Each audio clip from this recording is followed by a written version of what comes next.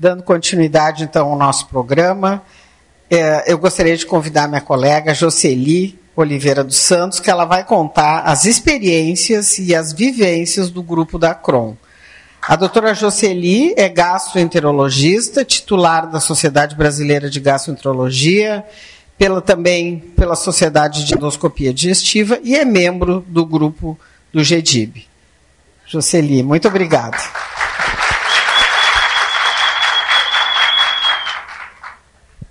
Inicialmente, eu quero agradecer, o convite da ABCD para estar aqui hoje com vocês, colocando um pouco da nossa experiência em Teresina com a nossa associação de pacientes. Então, a CRON, colocando assim inicialmente um pouco da nossa história, ela significa esta sigla, Associação dos Pacientes Portadores de Doença de Crohn e Retocolite do Norte e Nordeste do Brasil. Ela é uma organização não governamental e sem fins lucrativos, e nós somos de utilidade pública, tanto pelo município como pelo Estado, pela lei, que está aí de junho de 2022. A CRON foi fundada em Teresina em 13 de maio de 2005, e ela conta aproximadamente, atualmente, com 300 pacientes que são associados e também voluntários. Aqui nós temos o dia da fundação, 13 de maio de 2005. Aqui está o doutor José Miguel, parente, que todo mundo conhece, e aqui estou eu, e aqui parte da nossa diretoria que são valorosos e que continuam dando todo esse apoio à CRON. O Zé foi presidente nos 3 primeiros anos da nossa associação, e depois, então, ele me disse, agora é a sua vez.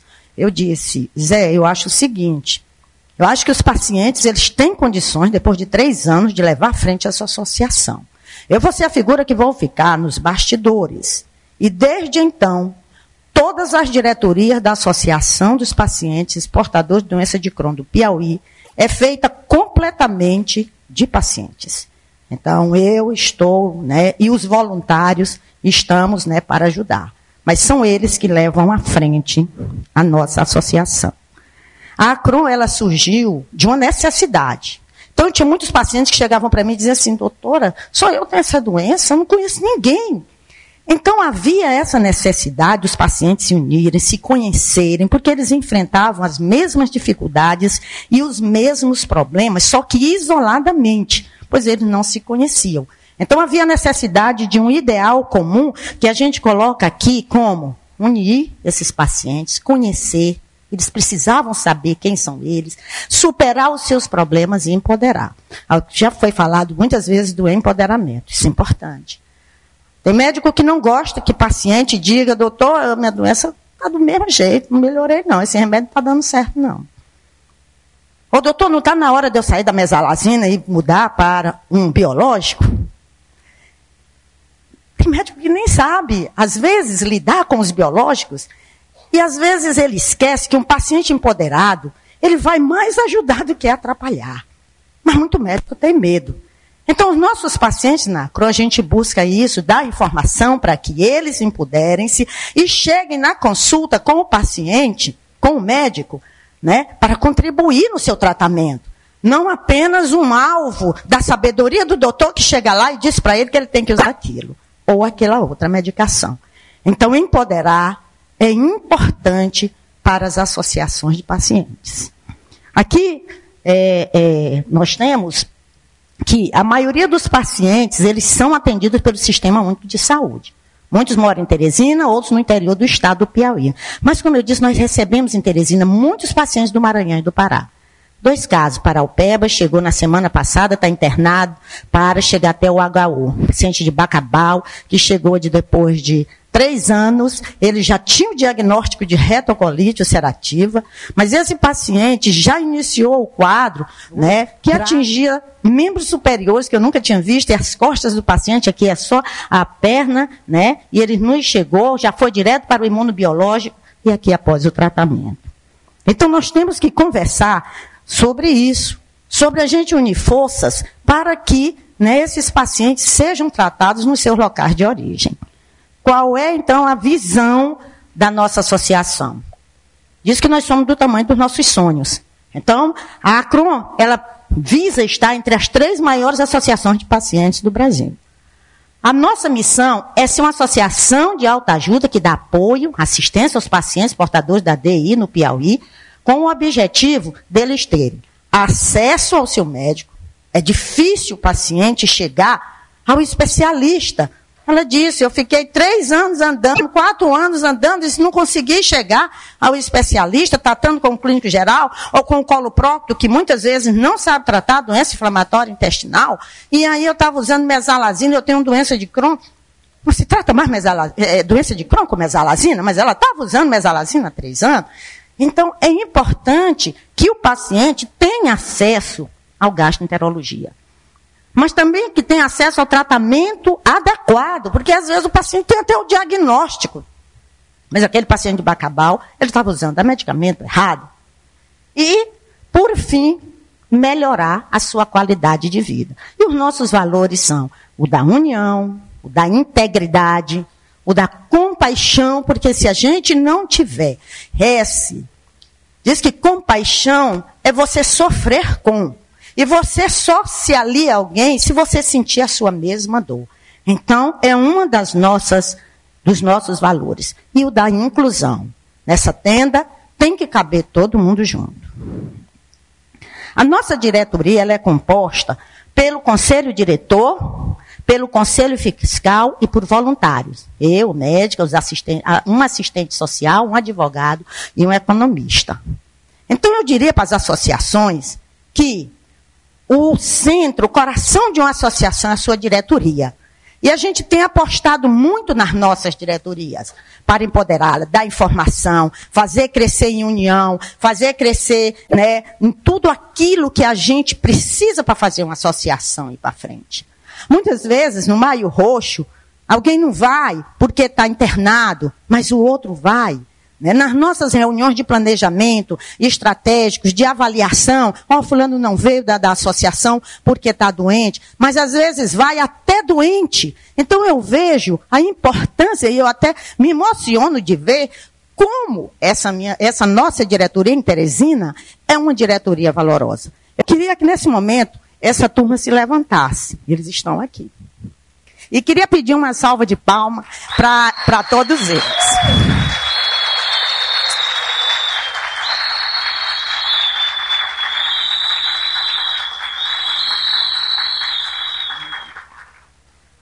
Queria falar um pouquinho das nossas ações, né? Quais são as nossas ações? Primeiro, as nossas reuniões, antes e depois da pandemia. Antes a gente se reunia toda quarta-feira, segunda quarta-feira do mês, no hospital universitário, e levávamos um médico, oftalmologista para falar das manifestações oculares, um reumatologista, mas a pandemia atrapalhou muita coisa, e hoje a gente tem reuniões mistas, online e presenciais. Mas uma coisa que é muito importante é que cada associação, ela tem que estar em sintonia com seus pacientes. Ela tem que conhecer as suas demandas. E aí eu só queria colocar aqui algumas dessas demandas para que a gente visse se realmente, né, a gente pode avançar para a resolução dessas demandas, que eu acho que podem ser também, acontecerem também em vários outros locais. Uma dessas demandas que eu coloco é no acesso às consultas com médico especializado, que é o gastroenterologista. O paciente sofre, gente. Ele tem que ir lá na atenção primária, na UBS, para conseguir uma consulta com o clínico. Para esse clínico dar um encaminhamento para o gastroenterologista, ele vai para a regulação. Na regulação, ele vai esperar ali 6, 7 meses, muitas vezes, para conseguir essa consulta e chegar até a doutora Lícia, ou chegar a qualquer outro médico especializado no tratamento da doença inflamatória intestinal. Aí chega lá no HU, ainda demora 1 mês, 2 meses, e então, ao final, esse paciente se perde na rede, como foi colocado até aqui. Então, é muito importante que essa demanda ela seja resolvida para os pacientes. A outra coisa é a demora nos exames. Em Teresina, nós estamos com essa dificuldade agora. Eu coloco esses 3, porque são aqueles que nós temos uma lista muito grande, que é a colonoscopia, que é o exame que, por excelência, faz o diagnóstico da doença inflamatória intestinal, mas não só para o diagnóstico, como para o acompanhamento. Então, a gente tem casos de pacientes que estão usando o imunobiológico, que estão há 1 ano, 2 anos, 3 anos, sem fazer uma colonoscopia, porque não conseguiu acesso a este exame. As tomografia e enteroressonância também estão entre os exames que são mais difíceis para os pacientes agendarem. Nós sabemos que muitos pacientes portadores de doença de Crohn, a maioria é do intestino delgado. Então, você vai acompanhar através desses 2 exames. E é muito importante que esses pacientes tenham acesso. A outra coisa que nós sabemos é que a doença inflamatória intestinal, ela é de tratamento multidisciplinar. Nós vamos precisar do reumatologista, da nutricionista, do psicólogo, e muitas vezes,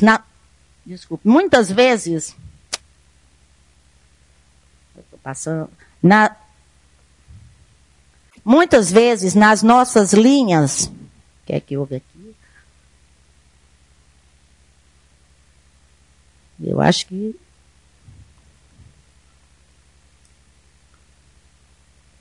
teve um que passou aqui a mais, desculpe, eu só estou localizando, mas não está passando. Qual era o antes desse aí? Muitos pacientes, como eu dizia, ele sumiu aqui aquele que eu estava, só colocar. Era que os pacientes, eles têm dificuldades na enteroressonância e na enterotomografia. Me coloque esse bem aí, porque ele não está mais aparecendo aqui para mim, não sei o que é que houve. Ó. Ele tem que voltar, ele está indo para frente. Eu quero ir para trás. Pronto, desculpe, mas... Bem aqui, desculpe. Então, esses pacientes, quando entram na linha de cuidado, eles precisam ter acesso ao tratamento especializado, com nutricionista, com reumatologista, porque a manifestação extraintestinal mais importante, muitas vezes, é uma dor. É um paciente que não tem aceitação da sua doença, ele não tem uma adesão ao tratamento, porque ele ficou com medo, é uma doença crônica, meu Deus, vai me acompanhar o resto da vida, e aí, principalmente os adolescentes, vão precisar de um psicólogo. Então, é importante que nessa linha de cuidado, entre também esses médicos que vão fazer parte do tratamento integral dos pacientes portadores de doença de Crohn. Mas, como eu dizia antes na minha fala, quando o professor Marco falou, nós tínhamos tudo isso em Teresina. O que é que nós fizemos? Uma linha de cuidados que incluía um guichê próprio. Esse guichê, os pacientes saíam da consulta, eles eram direcionados para os pacientes de DI, eles marcavam a sua reconsulta, marcavam os seus exames, marcavam o seu retorno, saía de lá tudo bonitinho. Sempre tivemos dificuldade com os médicos das outras disciplinas. Vamos dizer, o reumatologista já era mais difícil, ele já sai de lá agendado. Mas com a sua colonoscopia e tudo. A outra coisa que nós conseguimos foi esse convênio com a Secretaria de Saúde do Piauí. Então, o paciente saía lá de São Raimundo Nonato, 700 quilômetros de Teresina, aí ele chegava com seu isopor, ia comprar um gelo, ia lá na farmácia de dispensação, pegava o seu medicamento e ia para o hospital universitário. Então, o que é que a gente fez? Fizemos uma parceria, a farmácia de dispensação passou a mandar o seu medicamento lá para o HU e ele vinha direto e tomava. Mas aí o que é que fez? Chegou um novo gestor e acabou com essa linha de cuidados. A outra coisa são os centros de infusão. Nós só temos em Teresina, um centro de infusão pelo SUS, que é o do Hospital Universitário. Nós temos outros centros? Temos sim. Temos da indústria farmacêutica, E aí nós temos 3 outros centros em que os pacientes tomam o seu medicamento pelos programas essenciais desses medicamentos. Mas a maioria está lá no hospital universitário. Então, a gente precisa descentralizar esses centros de infusão. Então, a gente buscou uma parceria e estamos tentando essa parceria junto com a Celtrion e junto com a Takeda, porque são os 2 medicamentos de uso endovenoso, que o paciente, de uso hospitalar, que o paciente só pode tomar lá no hospital. Então, no Piauí, nós temos as 3 maiores regionais de saúde, que ficam em Parnaíba, em Florianos e em Picos. E nós estamos tentando descentralizar. Mas isso eu vejo que não é um problema só do Piauí. Eu tenho pacientes de Imperatriz e de Açailândia que vão para Teresina, para o Hospital Universitário, tomar. Então, eu já estive conversando com o pessoal da Celtron, vamos fazer um centro de infusão lá. Para isso, a gente tem que se unir. Aqui nós temos representante aqui da Celtron, para que a gente veja se não é possível a gente já sair daqui com alguma coisa pontuada para que a gente tenha um centro de infusão em Imperatriz, em Açailândia, porque ali reuniria grande parte dos municípios que estão ali em torno. Mas a grande novidade que nós temos é que tanto o infliximab como o vedolizumab, eles agora são também de uso subcutâneo. Ou seja, o paciente não precisa mais ir ao hospital. Você vai se fazer a sua aplicação em sua casa de uma forma bem tranquila. Então, para os próximos meses, a gente está aguardando que chegue o Renzima subcutâneo, que são essas canetas em que o paciente pode se auto-aplicar, e também o Entyvio, também na mesma forma de caneta, em que o paciente pode também se auto-aplicar. Uma outra grande dificuldade nossa é na hora da urgência e da emergência. Então, o paciente não tem porta aberta para os 2 maiores hospitais que atendem pacientes com doença inflamatória intestinal, que é o Hospital Universitário e o HGV. Então, ele tem que ir lá para o hospital de bairro, para do hospital de bairro ele ser transferido. E aí demora muitas vezes. Porque a regulação, muitas vezes o colega que está acompanhando, e eu sei disso porque eles me ligam, doutor, eu estou internado bem aqui no hospital, né, do Buenos Aires, corro lá no hospital do Buenos Aires, chega lá o colega, a menina está com uma semi-obstrução intestinal, o colega nem examinou e não colocou como urgência. Aí o que é que acontece? O paciente, né, fica ali 2, 3, 4 dias e nós já tivemos perda de pacientes que morreram antes de ter esse acesso ao hospital especializado. E a outra coisa é o atraso na medicação. Esse atraso na medicação, já foi falado que a mesalazina e o oral e a azatioprina, que é o tratamento convencional, é dispensado pelo Estado. E os imunobiológicos, eu só coloquei esses 2 aqui, mas são mais. Coloquei só porque são os 2 em atraso. Infliximab, em 2023, nós tivemos um grande, né, atraso, e agora o do adalimumab. O adalimumab, ele é comprado, já foi dito, é um medicamento de compra centralizada pelo Ministério da Saúde, ele pertence ao grupo 1A, do componente especializado, ele vai para a Secretaria de Saúde do Estado e vai para a farmácia. A norma técnica número 16 de 2022, ela alterou isso dizendo que o envio do adalimumab de 40 miligramas agora seria regionalizado conforme essas 3 marcas aqui. O biosimilar A, o B e a que vinha pelo pregão. Então, atualmente nós temos todas essas marcas aqui de adalimumabs. Mas por que que atrasou o adalimumab e ainda não chegou? Por exemplo, nós em Teresina não temos, mas aqui no Maranhão não faltou. Por quê? 14 estados da federação recebem o adalimumab via pregão. Os outros que estão aqui, está aqui o Maranhão, ele recebe na forma de parceria de desenvolvimento produtivo, em que houve uma parceria público-privada e esses estados não faltou o adalimumab. Mas quem recebe pelo pregão faltou porque o adalimumab que foi disponibilizado, que foi solicitado pelo Ministério da Saúde, foi o de 40 miligramas de 0,8 ml. Os 2 pregões que tiveram, ninguém apareceu para fazer porque não tinha. Então, agora, o último pregão da semana passada, que foi fechado, ele disponibilizou os 2, a solicitação do de 0,8 e de 0,4 ml. Ganhou da Pfizer, né, que na semana passada, a um preço assim que eu estou até achando muito estranho, que foi R$ 126. Não entendi essa. Nossas outras atividades é a campanha do Maio Roxo. Aqui vocês estão vendo a nossa primeira de 2007. Nós vamos às ruas, nós tentamos dar maior visibilidade, fazemos chamamentos de que precisamos do SUS, de banheiros públicos. Aqui a Orquestra Sinfônica, aqui as nossas crianças que acompanham, nós servimos lanches. Então, aqui novamente o Zé com a gente no Maio Roxo. E a gente bota o bloco na rua. Aqui é um trio elétrico, a gente dança, a gente pula, para fazer visível essa doença, cada vez mais visível para o conjunto da sociedade.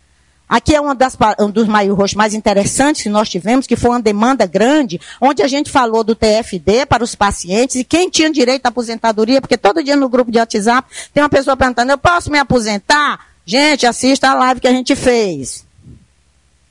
Nós resolvemos interiorizar o Maio Roxo no Piauí. Em 2019, nós fomos a Piripiri, que é uma cidade grande do Piauí, e a Parnaíba. Nós levamos 300 pessoas, entre médicos, agente comunitário de saúde, nutricionista, para uma grande festividade do Maio Roxo. Essa aqui é desse ano, onde nós fomos também, interiorizamos para Parnaíba, aqui com a Liga de Gastro, onde nós demos uma aula para os estudantes de medicina, e aqui a nossa caminhada.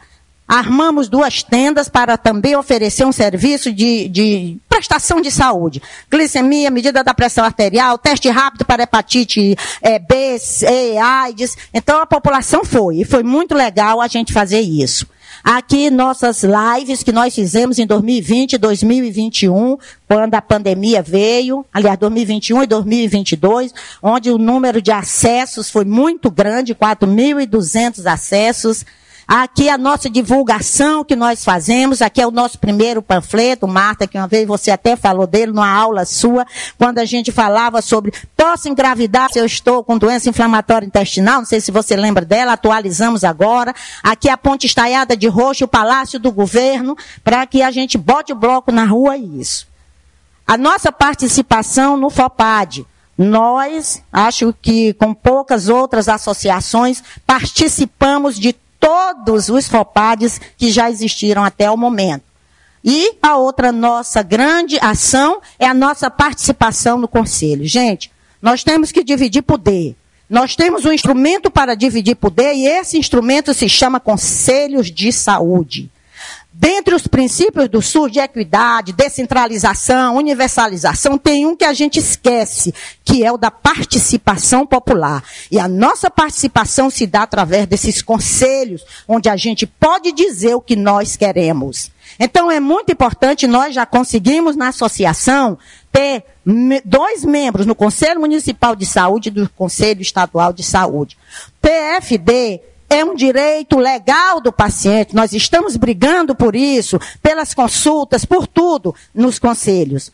O TFD, só me restringir a ele, é um instrumento legal que visa garantir ao paciente do SUS que quando ele não tem tratamento no seu município, e esse tratamento é de média e alta complexidade, ele vai para o outro município. Quem preenche o formulário do TFD é o médico assistente. Então, no caso da colega que disse que não deram as 2 passagens, errou o médico. No formulário, lá tem dizendo, você precisa de acompanhamento, sim, o médico vai botar. Você precisa de transporte, sim. Lá ainda tem descrevendo. Ônibus comum, ônibus leito, aéreo, preenchi há 2 meses atrás para um paciente meu, que foi para o Instituto da Criança de São Paulo, a mãe e ele com passagem aérea. Então, nós não podemos, ficar à mercê, por exemplo, de políticos que querem nos prender com casas de apoio, com ônibus. TFD é um direito legal. E esse direito legal faz com que a gente não tenha que dar nosso voto para quem dá para a gente uma casa de apoio ou uma coisa. Tem que dar a lei, tem que garantir a lei, porque a lei é um direito nosso. Então, desconfie desse tipo de político. Então, aqui a nossa participação, só para terminar, nós fazemos, visitas aos pacientes que estão internados, para saber o que é que eles estão precisando, ajudar. Nós temos um grupo de WhatsApp tão interessante, uma lembrança que tem uma menina, ela já foi para casa, mas até isso no grupo ela botava, gente, minha roupa está suja. Tem alguém que possa me ajudar e levar a roupa? Até isso, mas é importante, porque isso cria vínculos. Nós temos parcerias importantes com a OAB, com o Ministério Público, então é muito importante com a farmácia de medicamentos excepcionais, com o escritório de contabilidade que nos ajudam. Nossas confraternizações de Natal, de café da manhã, o nosso engajamento nas redes sociais, isso é muito importante, que vocês sejam conhecidos. Nós temos pacientes que chegam via o Instagram, nós temos um grupo de WhatsApp com 300 pacientes. que empoderados, que eu nem preciso responder, aí botam assim, doutor, eu posso tomar a vacina da febre amarela, aqueles que acabaram de chegar. Aí eu nem respondo. Alguém já responde, qual é o seu remédio? Eu estou usando vedolizumab. Pode não, porque febre amarela a vacina da febre amarela é de vírus vivo. Empoderados, eu nem respondo mais, os pacientes já respondem. Então é muito importante a gente ter isso. E a questão financeira, que é muito sério para as associações.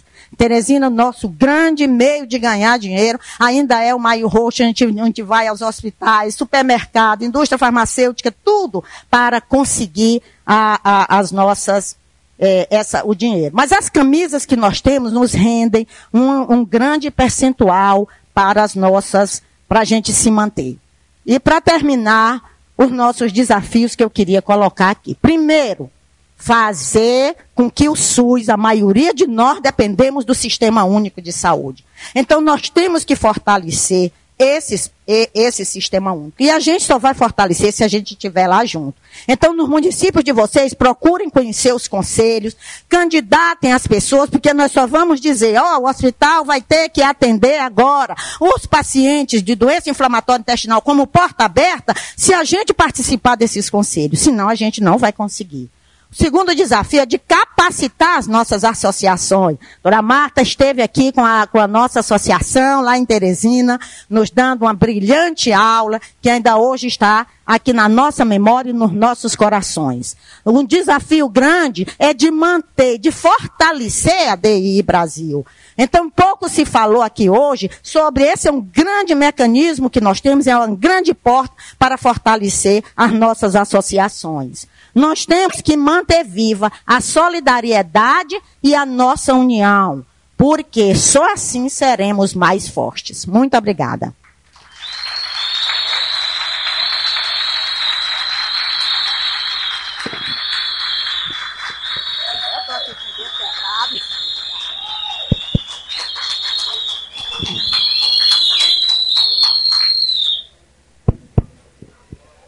Muito obrigado, Jocely. Bom, agora sou eu mesmo, né? Então, muito obrigado, Jocely, pela amostra da garra, da persistência, e que realmente eu acho que eu sou a maior apoiadora de todas as associações. A DI Brasil é sempre convidada para participar de todos os FOPADs, então eu acredito 100% nas associações, o trabalho individual e a DI Brasil também, só lembrando que ela está sempre convidada para os nossos eventos.